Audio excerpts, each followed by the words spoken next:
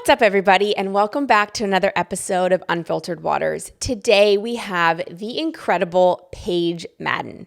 Paige is a two-time Olympian and three-time Olympic medalist from the 2021 Tokyo Olympic Games and this past summer's Paris Games. Paige won a silver medal as a part of the 4x200 freestyle relay this summer, and her first individual medal with a bronze in the 800-meter freestyle.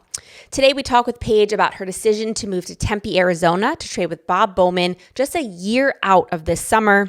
And she even shares that when she initially reached out, it wasn't an immediate yes. Such a fun story there. Then we hear about her experience winning her first individual medal in the 800 freestyle, how she dropped 5 seconds off her best time with a perfect even split race, and what it was like to be pulled up on that podium, that top spot with Katie Ledecky as she heard the national anthem play for the very first time. Then we take it back to before the Tokyo Games and hear about her doubts of making the team just 2 years out and how her coach Todd DeSorbo helped her believe that she could. She shares a really tough time in her career before the 2022 World Trials where she battled through Hashimoto's disease and actually didn't make the World Championship team. And we hear about her decision to then take some time off, travel to the UK where she ultimately decided to stay and train in a brand new environment. Such resilience. Then we hear about her struggle with only swimming and why she chooses to make sure that she pursues other things like getting her master's so that swimming isn't her only identity in her life. Honestly, Paige's story and journey is easily one of my favorites. It truly embodies someone who just decided to go after it and fight for what she wanted. She stayed consistent and patient in her perseverance, and it ultimately paid off. And it's been really, really cool to watch her journey. So without making you wait any longer, here is Paige Madden.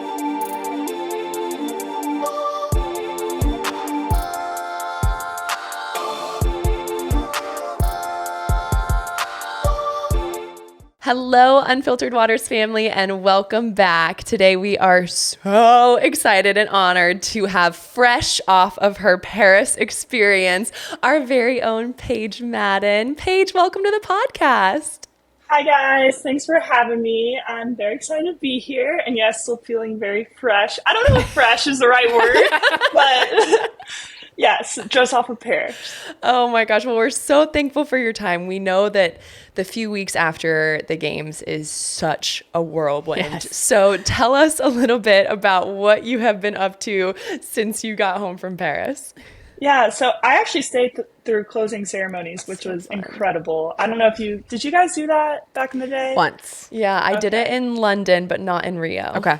I did the reverse. I didn't in Athens. They shipped me home the day swimming was done. But in Beijing I got to. It's a party.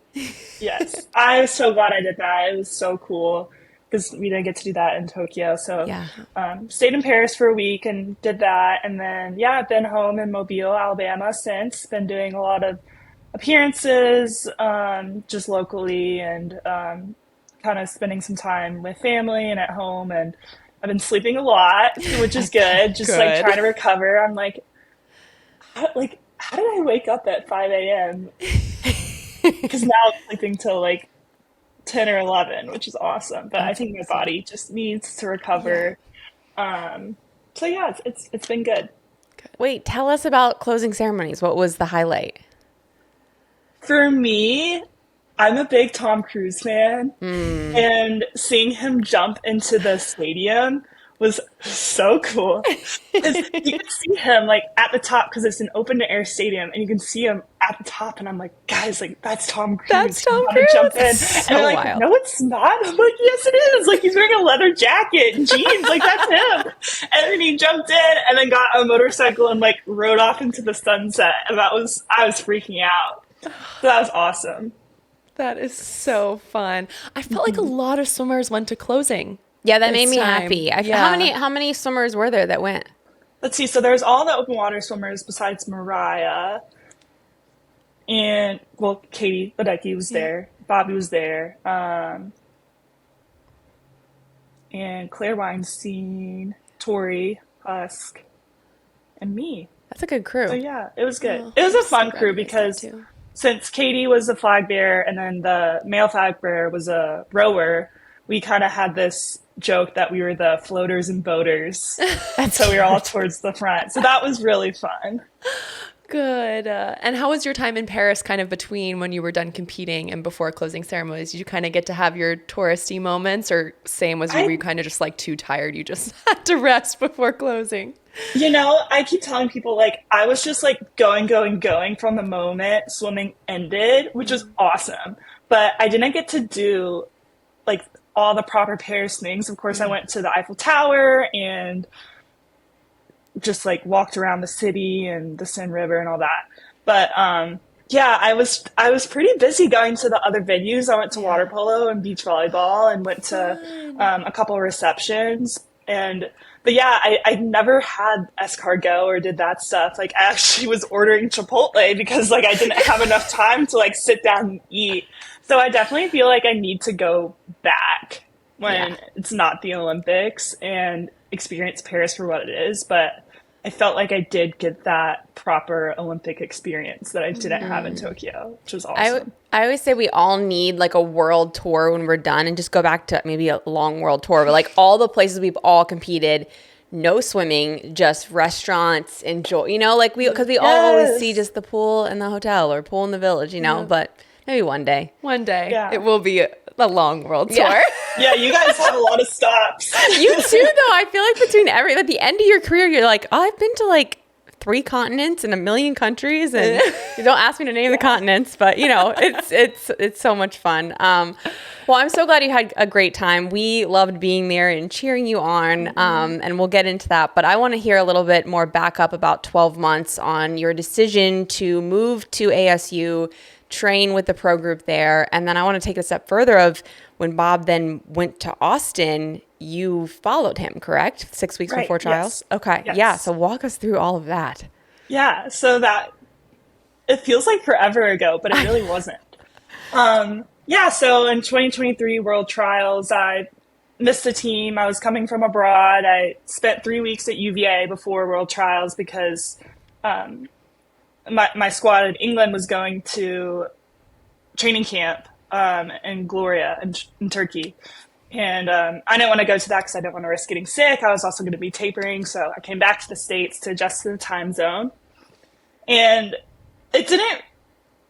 my coaches did their best, but it's really hard when you have done the training style for an entire year, then all of a sudden 3 weeks before the meet, you change it. Mm-hmm. And so it just didn't work out like I wanted it to. I swam okay. I ended up making Pan Ams, which is awesome. But yeah, it wasn't all my hopes and dreams. So I wanted to be with an American pro group that I could kind of stick with for the entire year, and kind of we were all on the same page.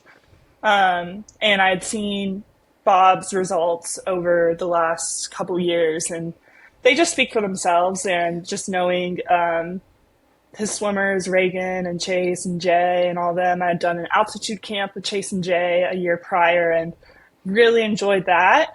So I definitely did my research, but I knew like that's the group I want to be with. I think it's the best, in my opinion, I'm biased, the best training group in the world. But yeah, so I reached out to Bob and asked him what his thoughts were, and he originally said no. So I was a little bit sad about that, but I was like, you know what? I have nothing to lose. Like, I want to advocate for myself. Like, I don't think I would have forgiven myself if I hadn't spoken up and been like, I'm really serious about this. Because I said it pretty casually. I texted him. So then I sent him this long email, like we're switching from text to email. We're going formal, Bob. Yes, we're going formal. Like, I proofread it, like everything, and just said, here's what I'm all about. Like, understandably why he said no. Like, I was on a downhill trajectory. I just like wasn't this big name or anything, but I was like, look, like, I just want to work.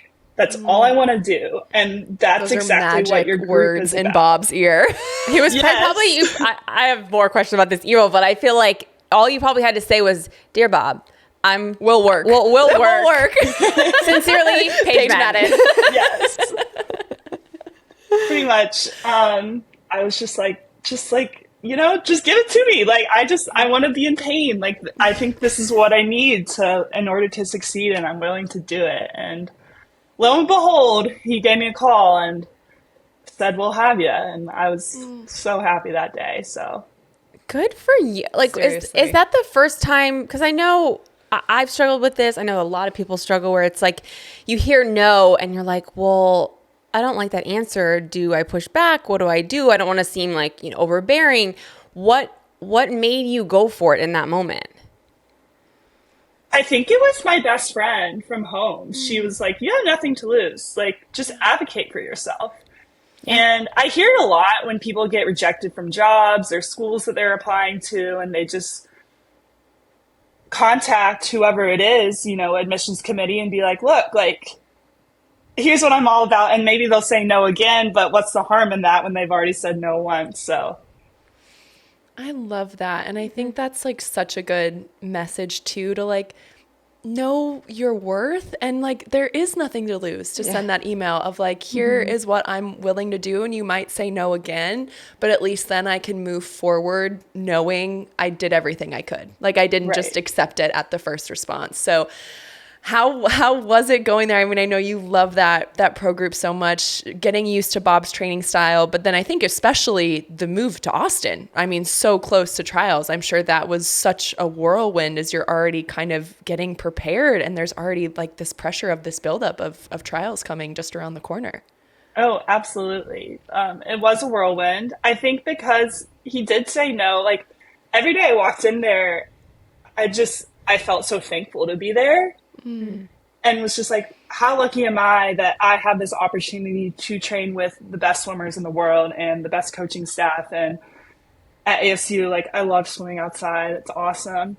So every day I just felt like grateful. And I think that really helped me in my training, because it just makes you like reflect, and when you're happy and like feeling these positive emotions, like that's going to translate into your training. So I think that, first of all, set me up for success.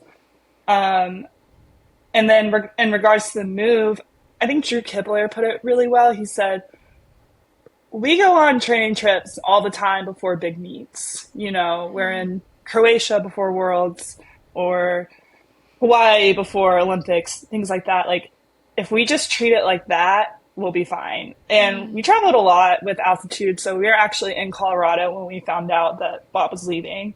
So that was kind of a weird dynamic, just like being separated from him. But yeah, I think I just took it in stride. And I think my experience being abroad the year before really set me up for that as well, because I was used to living out of a suitcase. I was used to traveling a lot. And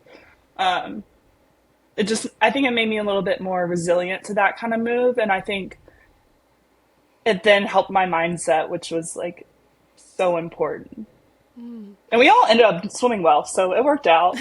Yeah, so everything turned out okay. I would say so. There's a little bit of suffering, but it was okay. It was worth it. It would be worth it. Well, speaking about how everything turned out okay, let's go to Paris, because as Katie said, for the two of us getting there to watch you in person, and then everyone else that's listening that was cheering you on from back home, seeing you do so well, and to your credit, what you just said, seeing you seemingly so happy and just excited to be there and really soaking in the experience.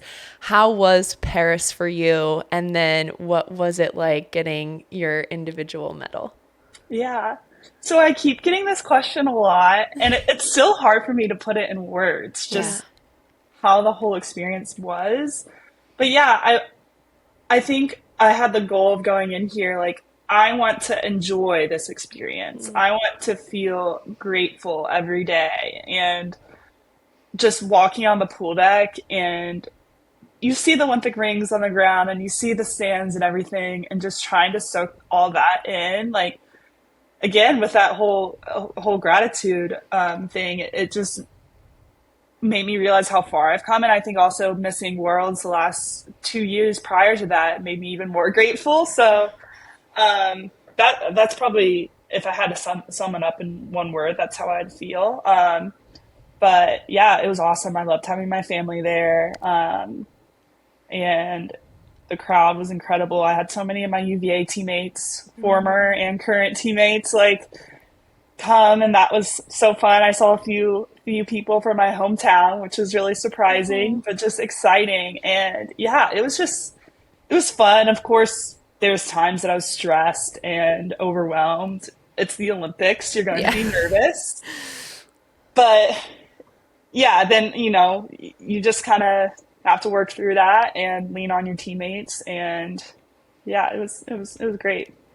Do you do anything in particular? I mean, the word gratitude gets brought up a lot, and it's actually something I personally struggle with when I'm in the moment of something.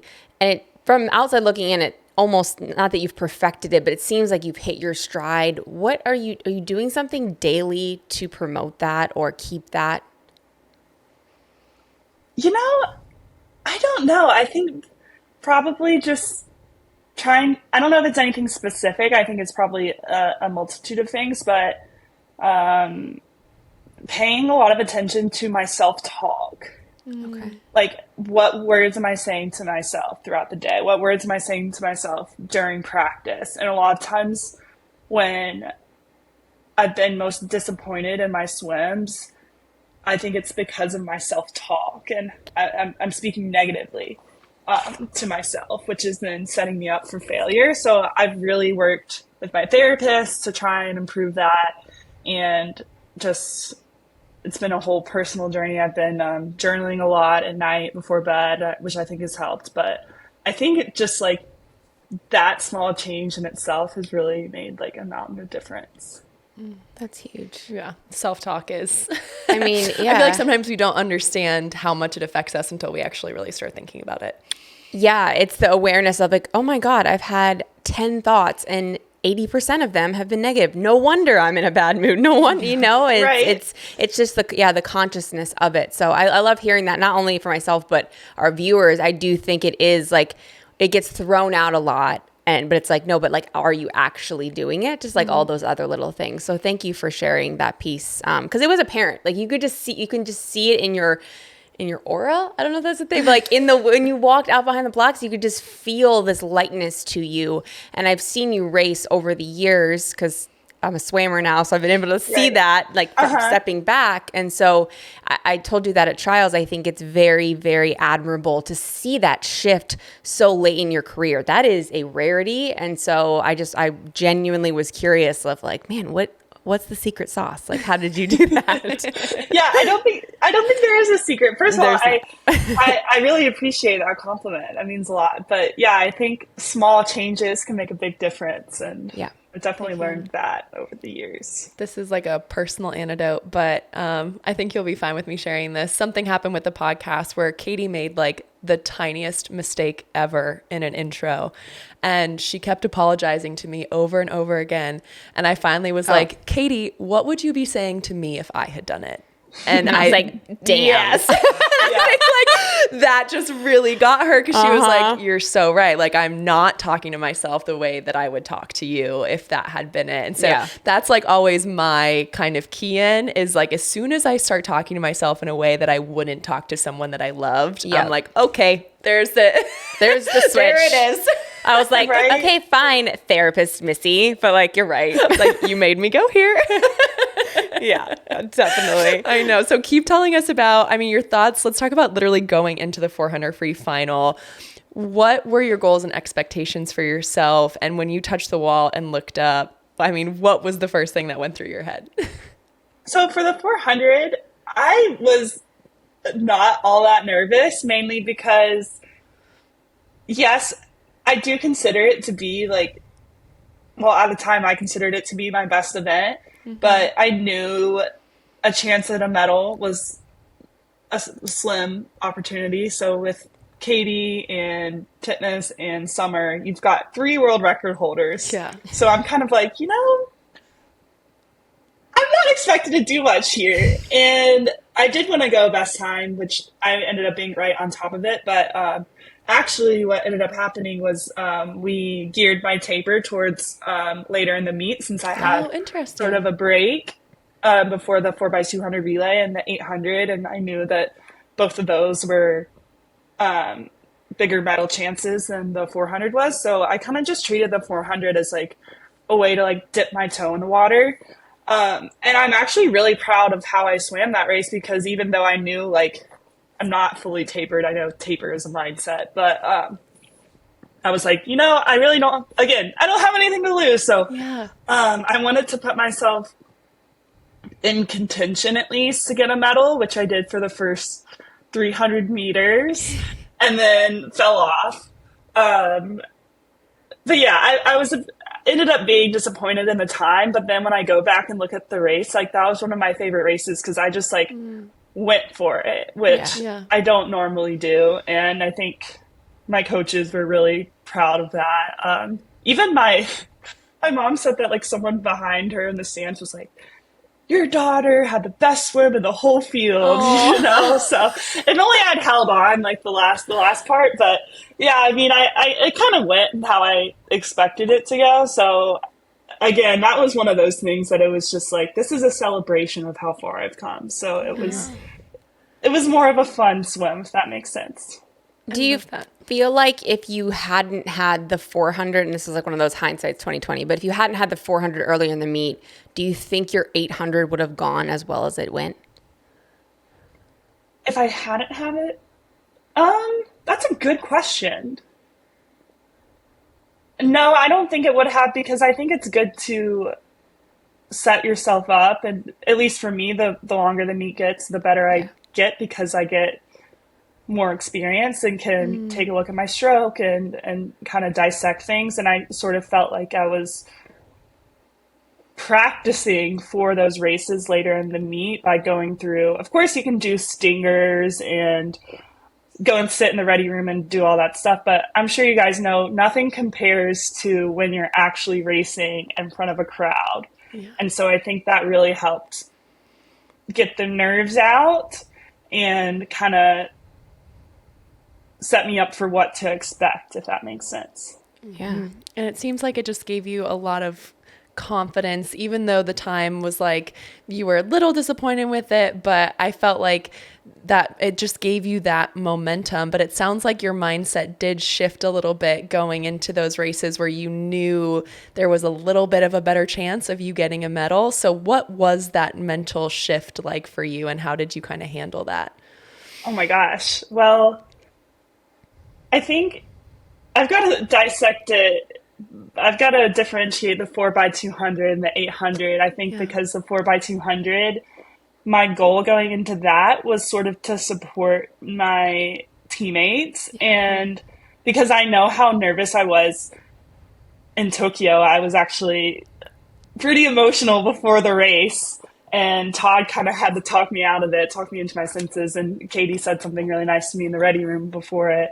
And I appreciated that so much. So I knew that, Claire and Aaron were going to be feeling pretty similar, as well as the morning swimmers, like Aaron did swim in the morning, but Anna Peplowski and Alex Shackle. So I was like, my role here is to appear as calm as possible and be a good teammate. So I actually made them friendship bracelets inspired by you guys, because you guys gave us those friendship bracelets at trials. And I was like, I'll just like give them these little bracelets before the race as good luck. So I did that, and they all crushed it. I was so proud of them. I didn't even know what Claire split because I dove in right after her, and then Erin held her own on the anchor, and Katie's always great. But after that, it was a pretty big whirlwind with the 800 the next morning. Katie and I bypassed the media, which I think was really good. And I didn't even fall asleep until 5 a.m. Oh, wow. that night. And then I had to get up and swim. So I slept for like 4 hours. Luckily, prelims were a little bit later. But just from the adrenaline of the medal ceremony and everything. So, yeah, I was freaking out that morning because I had not slept. And was like, I've got to do everything I can just to get into the final. And it ended up being fine. I think I was second going into the final. But I think because a lot of times I don't get as nervous for prelims mornings. Mm-hmm. And sometimes I pay the price for that. but I was like, I think because I was freaking out, like I operate well, like on the pressure scale, like when there's more pressure, like I had put a lot of pressure on myself that morning that in turn like made me had a good swim, which then in turn gave me confidence going into the final.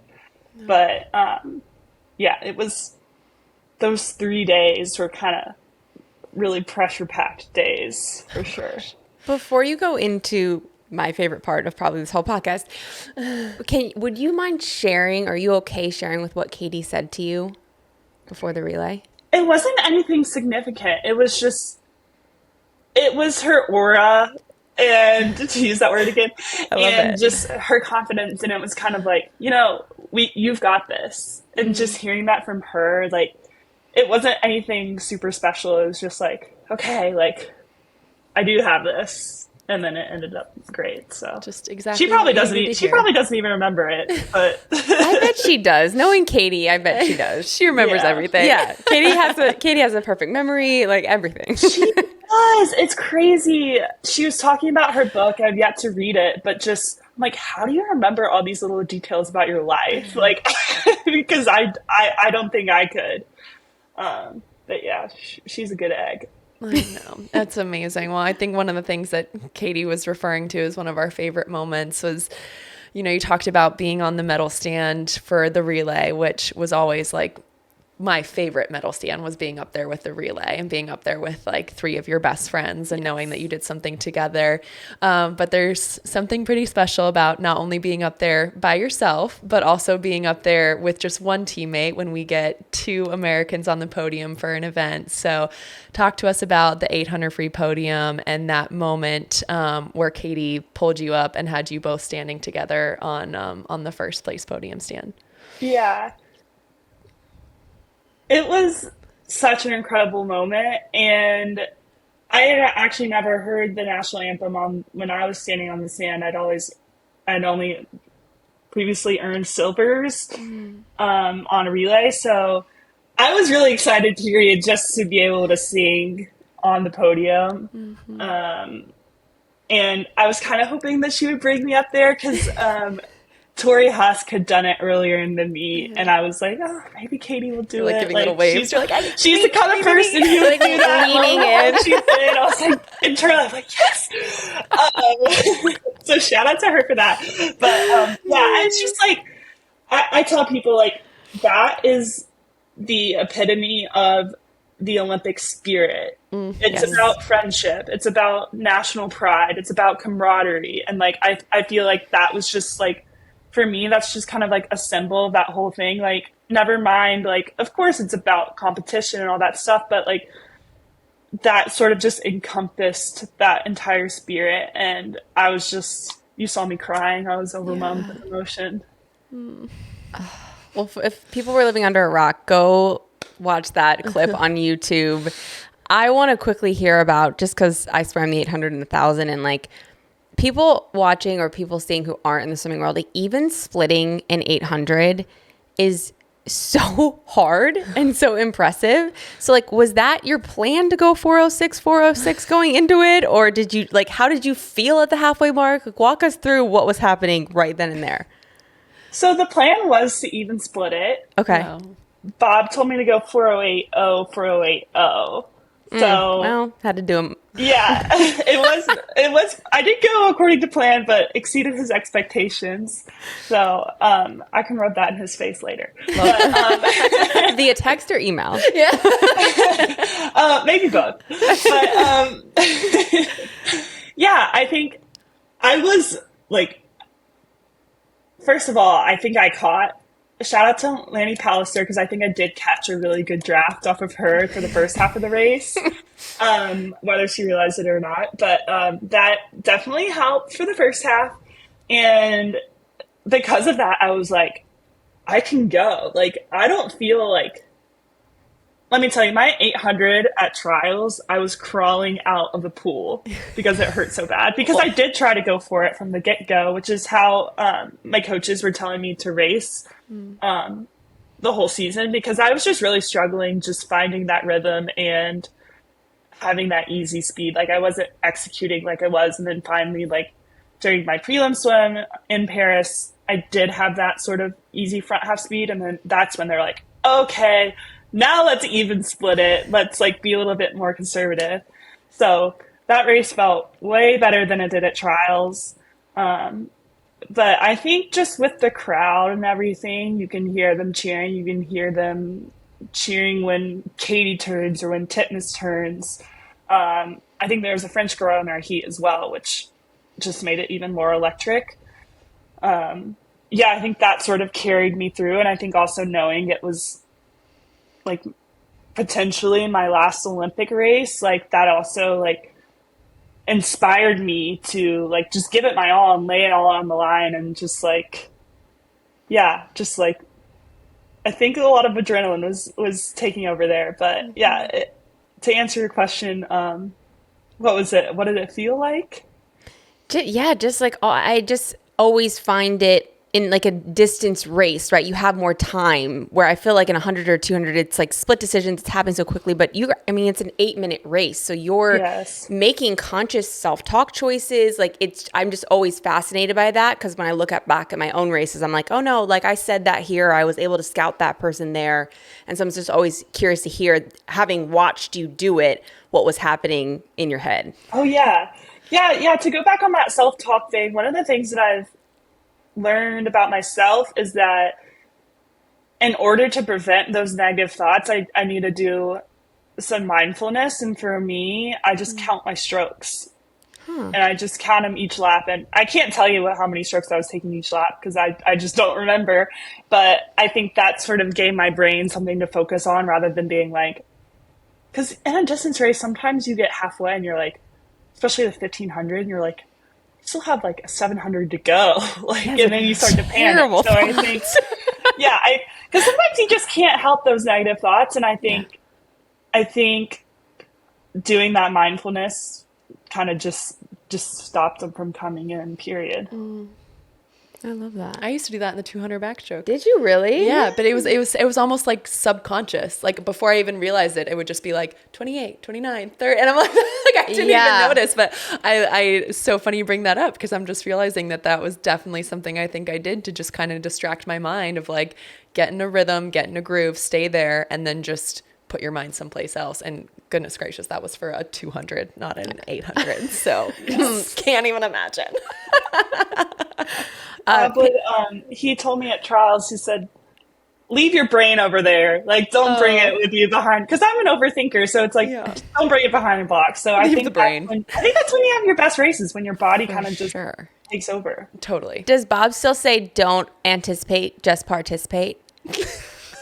No. He used to say that to me. It's basically saying, leave your brain over there. But he would always say it to me if I'm like, wait, what's happening? Is the bus getting here? Like, would he be like, Katie, don't anticipate, just participate. And I'd be like, that is so funny. I love that. So say that to him soon. I mean, like, remember when you said that? Sound familiar?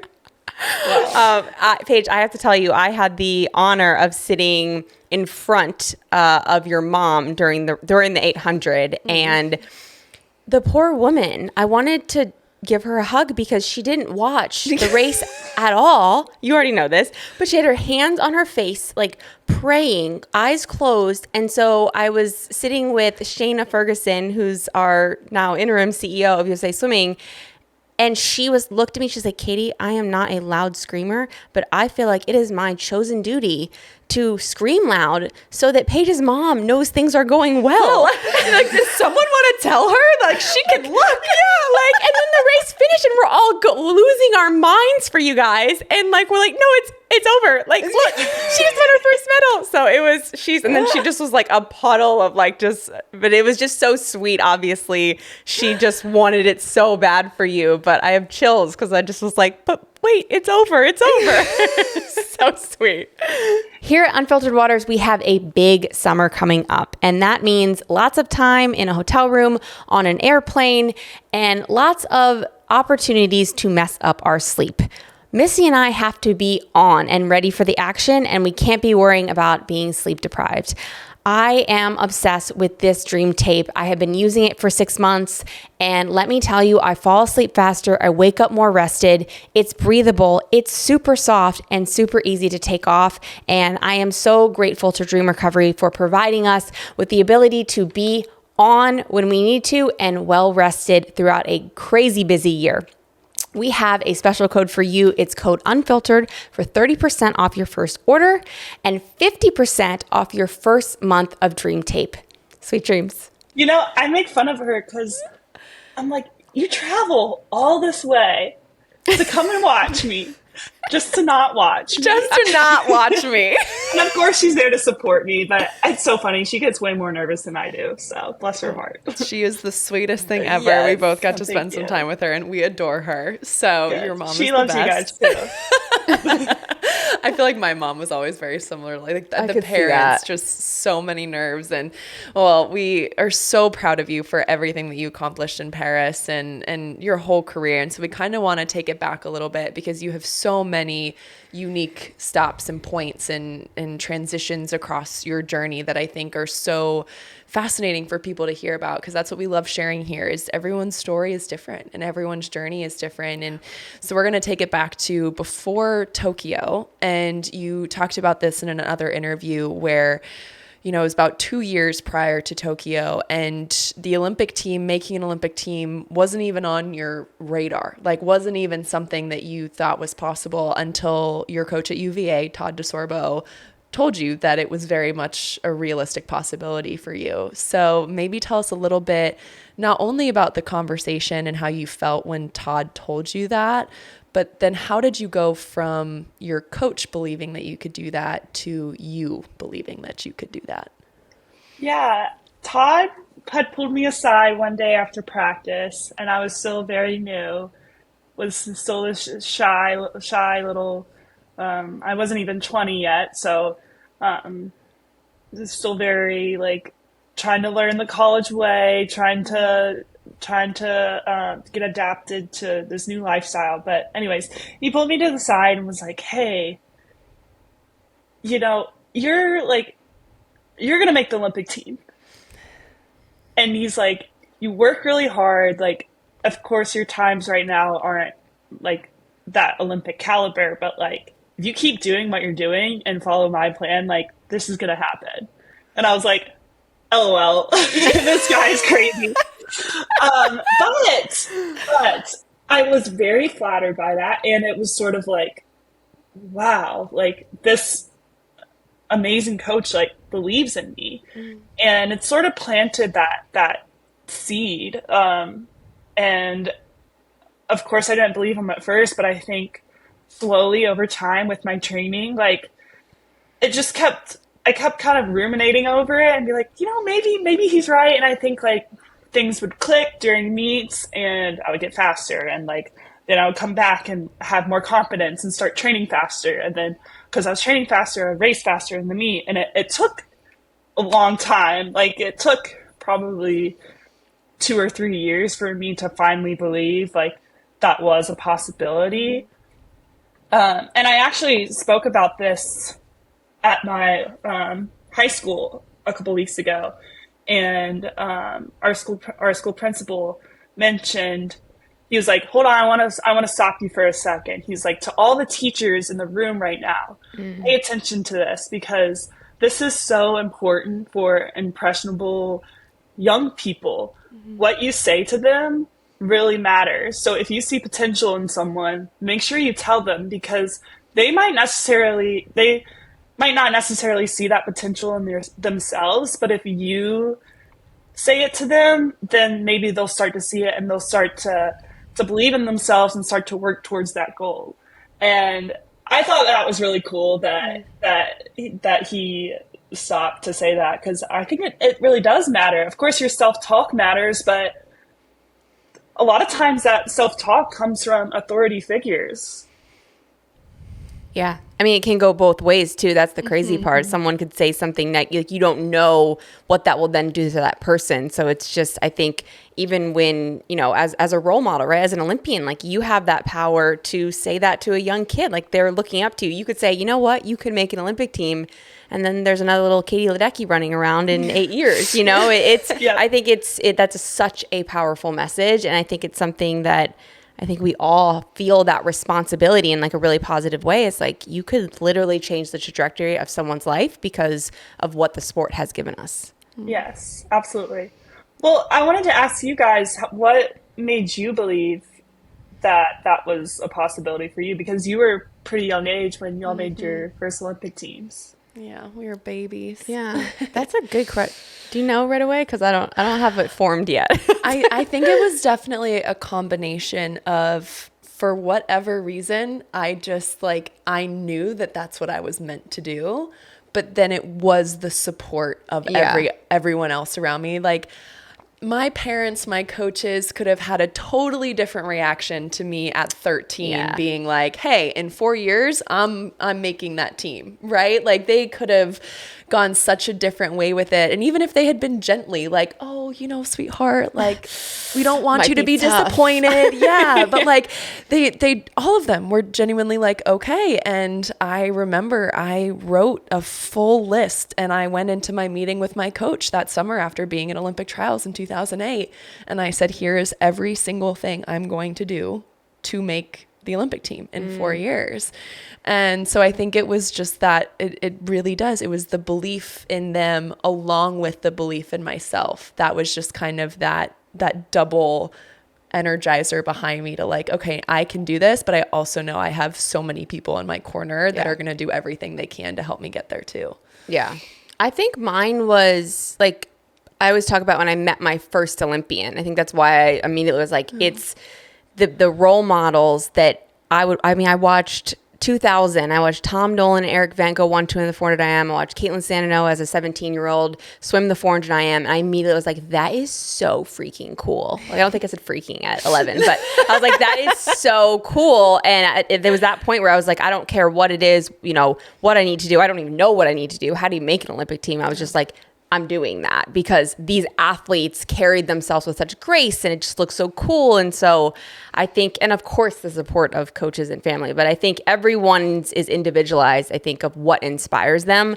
But the thing that's consistent is like, whether it's just the parents being like, oh my gosh, like, yeah, you're a freight train, I'm hopping on and I'm doing everything I can do.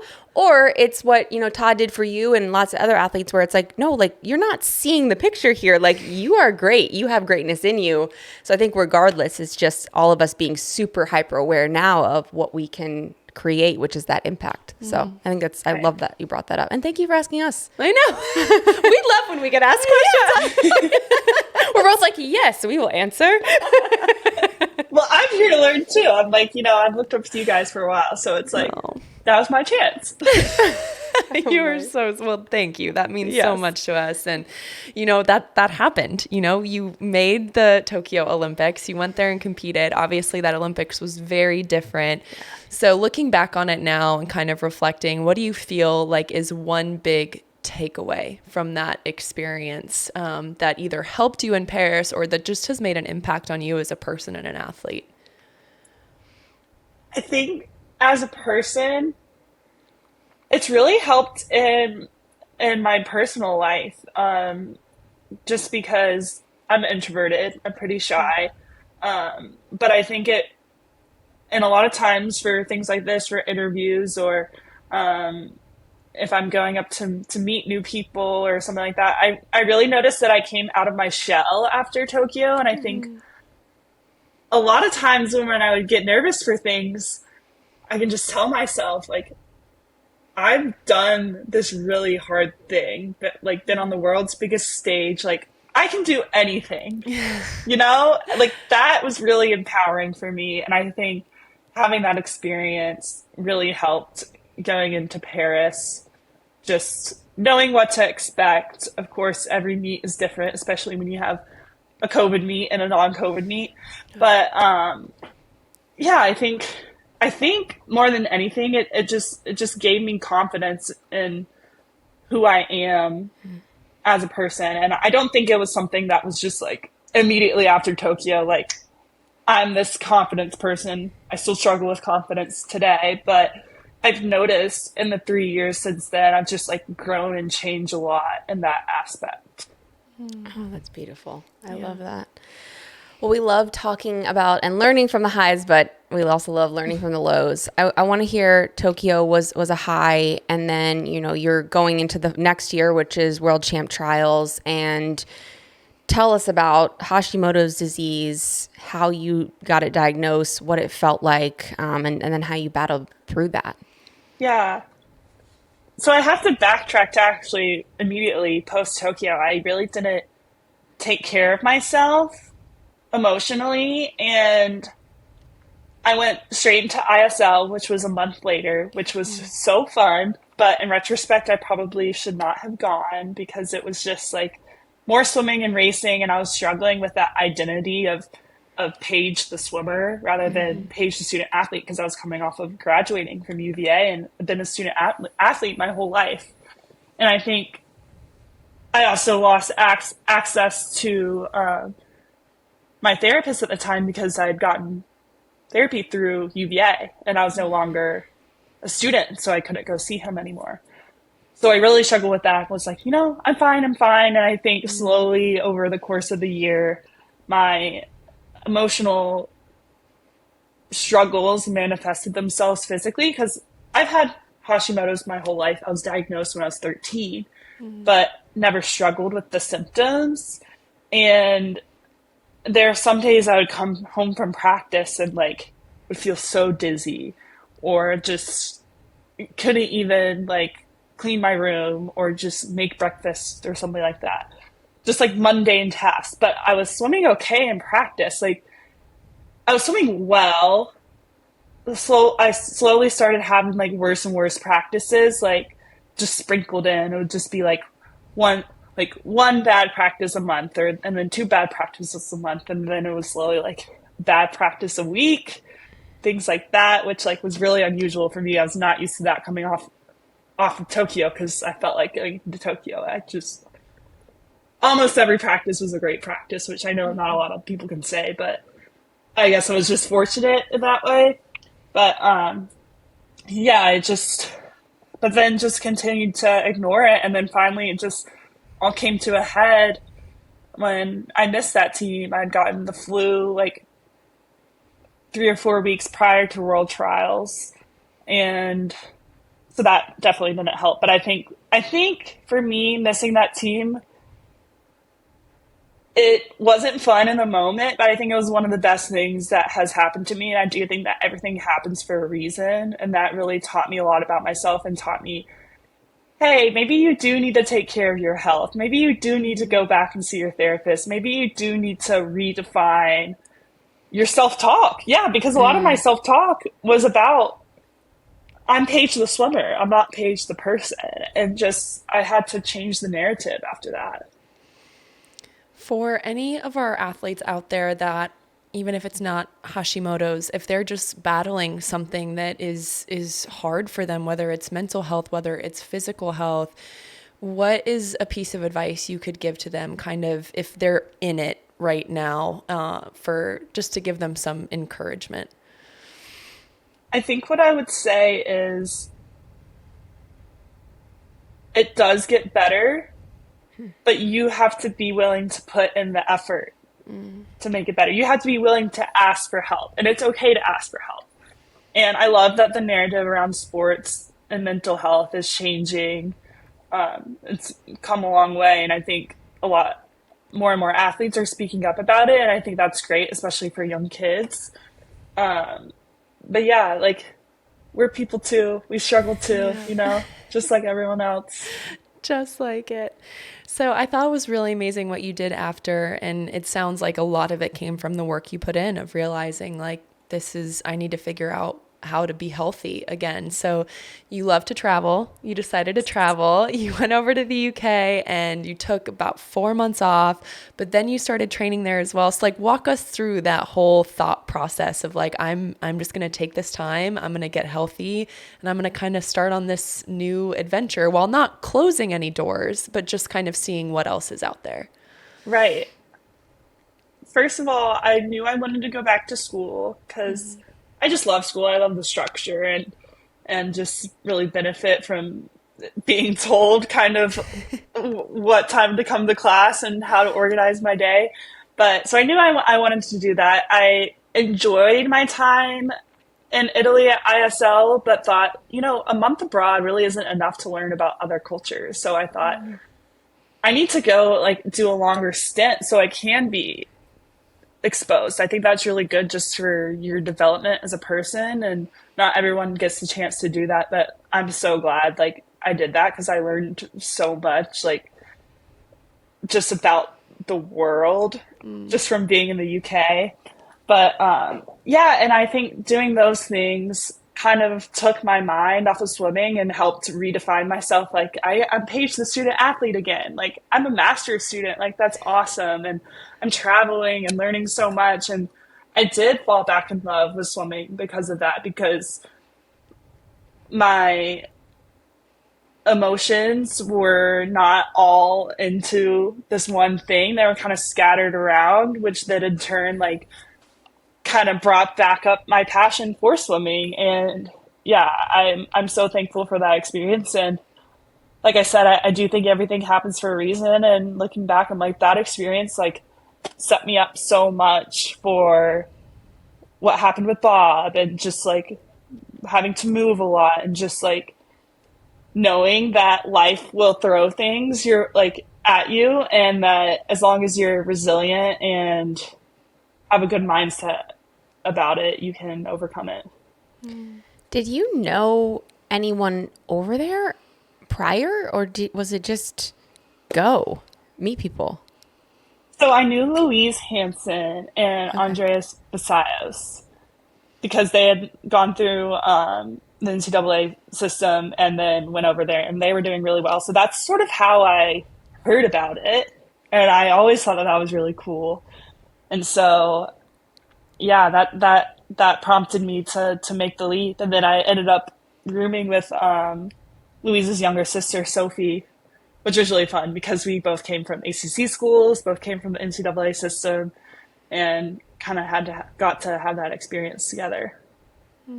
That's still so, I mean, for someone, you mentioned you're an introvert, like that, to go to a new city is intimidating, but to go to an entirely new, like that's kind of wild. I mean, did you have to, like, was everything built in from the team, or did you have to like kind of like go out and just say, hi, I'm Paige, and like kind of create a social from that?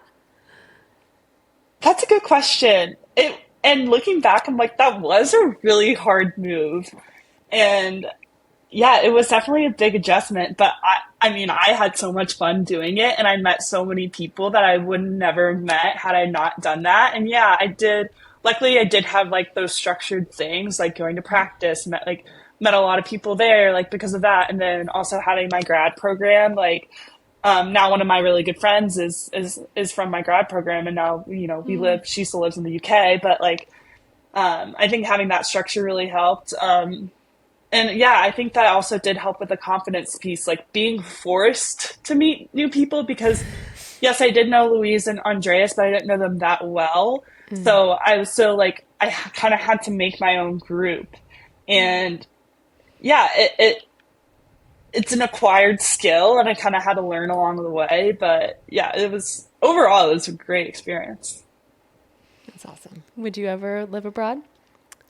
Like by myself? I mean, no, you have a husband now, so God could come. I mean, I think it would be, it's always been something I'm like, wow, that looks, I actually saw, when I saw you do it, I've seen other people, I'm like, that looks so awesome. I think at this point in stage in my life, like, we're trying to have kids I took my grandchild outside of the US, I may get murdered from my in-laws. So valid. But I would love like back to the extended world tour. Yeah. Like we should all do an extended world tour. But I always am very envious, and I would say I always admire people who do that. What do you? I always wish that had been an option for me in college, like doing one of the study abroad semesters. I always thought that was amazing. Yeah. Because it's so fun. And Paige, I love that you share this part of your story, because we love, again, highlighting that different things work for different people. And like there's some professional athletes where they need to be 150% all in, all they do is their sport. Like, and that works for them, like that kind of intensity, that like, but I love hearing the other sides too of like, it was too much for you to just be a swimmer. Like it was making you stir crazy. You needed other things in your life. And I just really commend you, because I think, so I'll speak for myself, I waited way too long before I realized I am fully Missy the swimmer, and I don't even know Missy the human anymore. Like she has essentially disappeared in all of this. And I just feel like in your story and how eloquently you speak about it, it's just really empowering to hear you kind of recognize that was happening, and you so proactively made these big changes for yourself and for your future. And it's just like, it just brings me so much joy, and it just warms my heart to see what happened in the end. And thank you. And I do joke with people, like, I had to move all the way across the world to find myself. But and different things do work for different people. I do know people that have no desire to go abroad ever. Was in a conversation with Carson Foster, and he's like, like, I just love the USA. I just don't want to go anywhere That's else. on brand. Like, I'm totally fine in Austin, Texas. Like, I have everything I need, and it's great. But for me, I'm like, I want to travel the world and go do this and that. So yeah, everyone's different, which is, it's so funny. But It's so Carson. I know. Oh my gosh. And I said the end, but I mean, this is just the beginning for you, right? Like, I mean, Paris is just one stop on the journey, but we were talking before we started recording, and it just sounds like you are doing some really incredible things right now. So tell us, what do the next few chapters look like for Paige Madden? Yeah, so I just started working with a local nonprofit called the Fuse Project. And so it helps to benefit the Alabama Gulf Coast. And it's working towards ending generational poverty. And what they've done with my club team in the past is provide swim lessons to underprivileged kids who have never had access to that.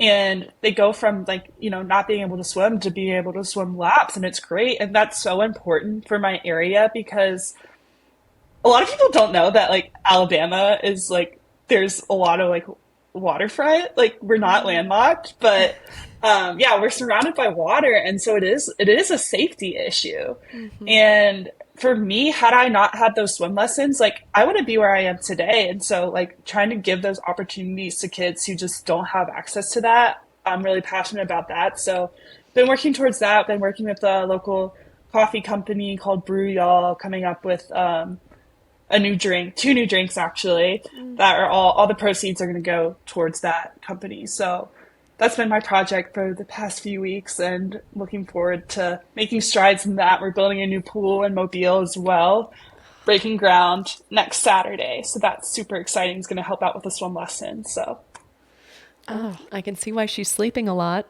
Yeah, I was going to say, I feel like that's a lot to tackle. Like, what, 3 weeks, not even removed from Paris? Like, how involved are you with breaking ground? Like, are you there with a hard hat? Oh my gosh, absolutely not. It's all my club coach. His name is Tyler Kearns. He's been campaigning for this for years and years and years. And he's just been working like nonstop, and he's great with people and has been like trying to raise the money, and it's not cheap to build a pool. So No. that's all him. It's not me. It's not me. It's all him. So I'm just like excited to see it happen. In my defense, Missy, she thinks I'm crazy for asking the hard hat question. I have seen pictures of people where they're like, they're there with the hard hat. And like, I know maybe it's a photo op, but I didn't know. I literally am thinking of you just like imagining Paige out there with the shovel, just hours on end, just digging this pool by herself. You're like really involved. I would love to use one of those jackhammers, but there we go. All right, she's got a job. No construction experience, unfortunately. It is humbling. I will say last year I did, totally going off topic, but I did this mission trip where we built a house for a family, and I was so overly confident for some reason, and everyone's like, hey, who wants to be on like the nailing all of the slabs of wood together, and I was like, me.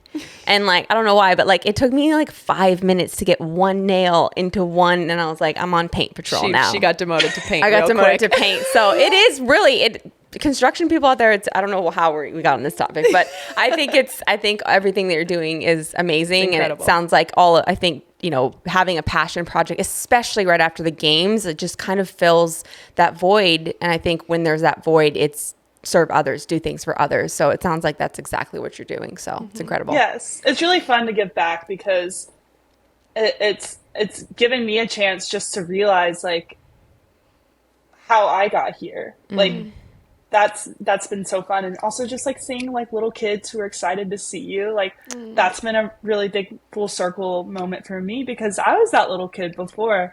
Actually, I remember, Katie, you coming to Dynamo, like a swim meet at Dynamo, and I was like, I think you were maybe like my first Olympian, like standing in line to get your autograph, and it was like I want to be like her. Oh. So like to be able to like do that for like the young kids at my school or in my town, like that's been really fun.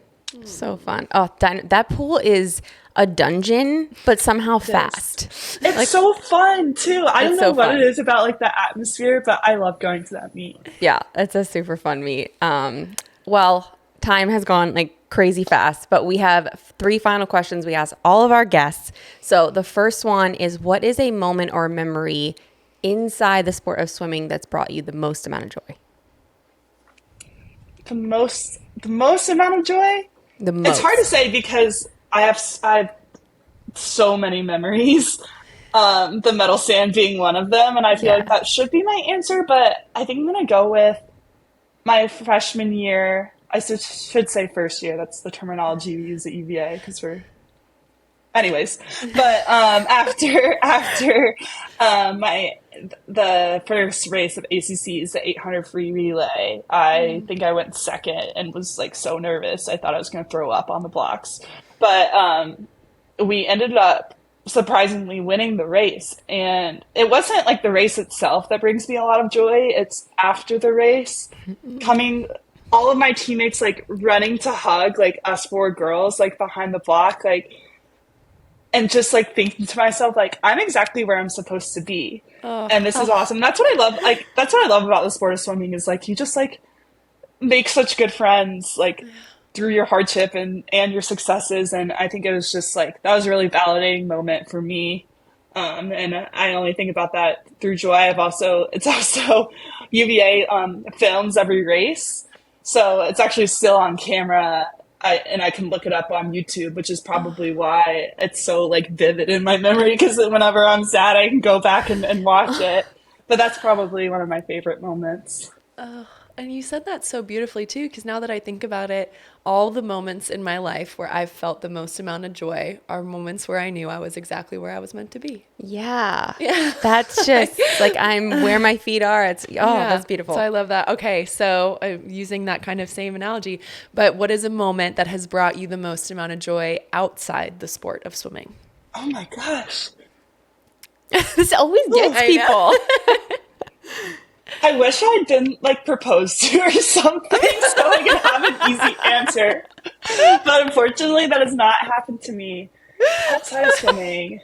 I had this really fun moment. It was kind of like, it was like the best day of my life, honestly. But I was actually in Croatia, and it was after those 2022 World Trials, and I don't know. I was having sort of an out of body experience. I actually love to kayak, and I rented a kayak that day and kayaked to this little island offshore and just like had myself a day. This little dog, like golden retriever, came up to like to the seat next to me, and again, it was like I'm exactly where I'm supposed to be. Like, yeah, I'm not in Budapest or wherever Worlds was that year. I can't even remember, but I was like, this is like what I need is like that mental recharge. And that was just like a really happy day for me. That's like a movie scene. I know. Like a dog It comes was. up and like you pet him and like, wow. All right. Final question. What is a word that motivates you or encompasses who you want to be or just serves as a daily reminder? I think for me, probably resilience. And you guys probably get that word a lot just because I feel like a lot of athletes are resilient. Once But maybe? No, it's not Really? as common as you would think. okay. Well, yeah, I think it's just like I've overcome a lot, but I think it just sort of encompasses like me rather than like, which is good to say because it's like rather than, again, like we were talking about like Paige the swimmer, it's like Paige the resilient. I don't know. It sounds like a night name or something. I love it. Paige the Like Game resilient. of Thrones. But yeah, I think You that, can actually would be become a me. knight. Did you know that? So you could actually go Really? and like go. Yeah, no, like the Kardashian guy, Scott Disick is actually a lord. So you could go do that if you wanted to. Can anyone do it, or Yeah, like do you have to anyone. pay a lot of money, or how I don't did know the how price did tag get on it. Based on him, probably pretty expensive, but Yeah. hey, I don't know. Look into it. You can Well, be Paige the Knight the resilient. resilient. Yeah. All the power to him. I don't know if I will pursue that, but I'll keep it in mind. We'll call you that for Okay, here yeah, on out. awesome. All right, my dear. Well, thank you so much for your time. Clearly, you are busy doing so many amazing things and having such an impact on not just the swimming world as a whole, but your own community. And I know that impact is going to continue. So thank you for being you. Thank you for sharing so much of your journey and story with us on the podcast. We are so grateful for you, and we can't wait to keep watching you and cheering you on from here. We're not that far away, so We're not. you might be able to hear us. Yeah, you Come know, sign a cold plunge. I grew up swimming in Nashville because you guys are in Nashville, right? Yeah. Yeah. I went to Nashville all the time because would have Southeasterns there. So I grew up swimming against the Walsh sisters and everything, and love it there. So if I'm ever in town, I'll give you a shout. You Please have Thanks to. for having me. It's been so fun. Of course. Thank you so much, honey. And we'll talk to you soon. Yeah, sounds good. Thank you. Bye. Bye.